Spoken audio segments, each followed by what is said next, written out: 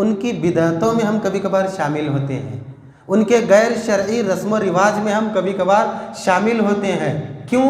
یہ سوچ کر کہ رشتہ دار ہیں بھائی، ناراض ہو جائیں گے، ہو سکتا ہے ہم سے کٹ جائیں گے، بجائے اس کے کہ ہم ان کو حق بات کی دعوت دیں، ہم ان کے باطل کام میں شامل ہوتے ہیں۔ بہت برا ہے یہ۔ السلام علیکم ورحمۃ اللہ وبرکاتہ۔ بسم اللہ الرحمن الرحیم، حامدا ومصلیا اما بعد، عن ابی ہریرہ رضی اللہ تعالی عنہ قال لما نزلت هذه الآية وأنذر عشيرتك الأقربين دعا رسول الله صلى الله عليه وسلم قريشا فاجتمعوا فعما وخص وقال يا بني عبد شمس يا بني كعب بن لوي انقذوا انفسكم من النار يا بني مرة بن كعب انقذوا انفسكم من النار يا بني عبد مناف انقذوا انفسكم من النار الى آخر الحدیث۔ رواہ مسلم فی کتاب الایمان باب قوله تعالی وانذر عشیرتک الاقربین۔ حضرات مصلیان کرام، بزرگان دین، نوجوان دوستو، عزیز پیارے بچوں، الحمدللہ اس حدیث کی روشنی میں روزانہ کی طرح آج کا عنوان درس ہے رشتہ داروں کے ساتھ اچھا سلوک کرنے کا بیان۔ رشتہ داروں کے ساتھ ویسے تو دنیاوی اعتبار سے اچھا سلوک تو ہوتا ہے، لیکن رشتہ داروں کے ساتھ سب سے بہتر، سب سے اچھا سلوک کیا ہے، اس حدیث کے اندر ہمیں نصیحت کی بات ملتی ہے۔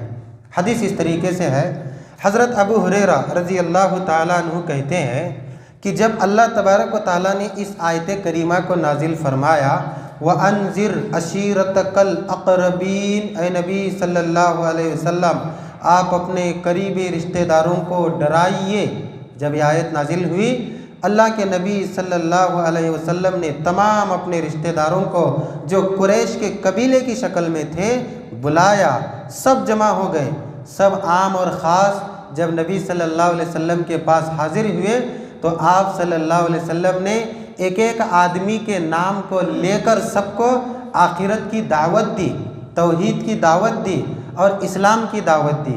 آپ صلی اللہ علیہ وسلم نے فرمایا یا بنی عبد شمس، اے عبد شمس کے اولاد، یا بنی کعب بن لوی، اے کعب بن لوی کی اولاد، انقذوا انفسکم من النار، تم اپنے آپ کو جہنم کی آگ سے بچاؤ۔ یا بنی مرہ بن کعب، اے مرہ بن کعب کی اولاد، انقذوا انفسکم من النار، اپنے آپ کو جہنم کی آگ سے بچاؤ۔ یا بنی عبد مناف، اے عبد مناف کی اولاد، اے عبد مناف کے گھر والوں، انقذوا انفسکم من النار، اپنے آپ کو جہنم کی آگ سے بچاؤ۔ یا بنی ہاشم، اے ہاشم کی اولاد، انقذوا انفسکم من النار، اپنے آپ کو جہنم کی آگ سے بچاؤ۔ یا بنی عبد المطلب، اے عبد المطلب کی اولاد، انقذوا انفسکم من النار، اپنے آپ کو جہنم کی آگ سے بچاؤ۔ یا فاطمہ، انقذی نفسکی من النار، اے فاطمہ بنت محمد، اپنے آپ کو جہنم کی آگ سے بچاؤ۔ فإنی لا املک لکم من اللہ شیئا، قیامت کے دن میں تمہارے کچھ بھی کام نہیں آنے والا ہوں۔ جہاں تک دنیاوی معاملہ ہے، غیر ان لکم رحما سأبلھا ببلالھا، دنیا کی جہاں تک بات ہے میں تمہارے سے رشتہ داری جوڑوں گا اور تمہارے دنیاوی حقوق کو میں ادا کروں گا۔ اس حدیث کو امام مسلم رحمہ اللہ نے کتاب الایمان کے اندر نقل فرمایا ہے۔ آپ دیکھ رہے ہیں قریش ایک بہت بڑا قبیلہ ہے اور اس قبیلے میں بہت سے لوگ ہیں، ان کی جو اولادیں ہیں، تمام لوگوں کی اولادوں کو اللہ کے نبی صلی اللہ علیہ وسلم نے بلایا اور بلا کر اسلام کی دعوت دی۔ پتہ کیا چلا اس حدیث سے کہ رشتہ داری میں سب سے بڑا حق یہ ہے کہ ہم انہیں دین کی دعوت دیں، توحید کی دعوت دیں، سیدھے راستے کی دعوت دیں۔ الحمدللہ ہم دیتے ہوں گے، لیکن بسا اوقات ایک زبردست بات میں آپ کو بتاؤں، ہوتا یہ ہے کہ رشتہ داروں کو ہم اچھی بات بتائیں، دین کی بات بتائیں، توحید اور سنت کی بات بتائیں، ان کی بدعتوں میں ہم کبھی کبھار شامل ہوتے ہیں، ان کے غیر شرعی رسم و رواج میں ہم کبھی کبھار شامل ہوتے ہیں۔ کیوں؟ یہ سوچ کر کہ رشتہ دار ہیں بھائی، ناراض ہو جائیں گے، हो सकता है हमसे कट जाएंगे, बजाय इसके कि हम उनको हक बात की दावत दें, हम उनके बातिल काम में शामिल होते हैं। बहुत बुरा है ये, बहुत ही गलत काम है ये। अगर हम उनके गलत काम में और बातिल काम में, गैर शरई मामलात में शामिल हो जाएंगे, हक बात कब बोलेंगे हम उनको? अल्लाह के नबी सल्लल्लाहु अलैहि वसल्लम पूरे मक्का में कुरैश के ख़ानदान में सबसे मुअज़्ज़ज़ समझे जाते थे। यहाँ तक कि आप सल्लल्लाहु अलैहि वसल्लम की जब उम्र 33 साल की हुई तो मक्का में एक वक्त ऐसा आया कि हजरे अस्वद को लेकर सबसे बड़ा वबाल फैलने वाला था, सबसे बड़ा बवाल, जंग होने वाली थी। सब बड़े बड़े सरदार भी हैं, बड़ी बड़ी उम्र के लोग भी हैं, और आप सल्लल्लाहु अलैहि वसल्लम 33 साल के हैं, सिर्फ 33 साल। बताइए ज़रा, एक हमारे इलाके में, ये समझिए बालापुर है, बहुत बड़ा मसला हो गया है, बड़े बड़े बुजुर्ग हैं, 70 साल के हैं, 80 साल के हैं, 90 साल के हैं, तजुर्बेकार हैं। एक 33 साल के नौजवान को बुलाकर कोई फैसला करवाएगा? एक सोचने की बात है। तजुर्बेकार लोग बोलेंगे ना, भाई ऐसा होना चाहिए, वैसा होना चाहिए, वो होना चाहिए, ये होना चाहिए, लेकिन नहीं, अल्लाह के नबी की उम्र 33 साल की है, सब मक्का के बड़े बड़े सरदार। और एक बात मैं आपको बताता हूँ, अरब के अंदर एक फितरत है, अगर कोई सरदार है तो वो अपने से आगे किसी को जाने नहीं देता।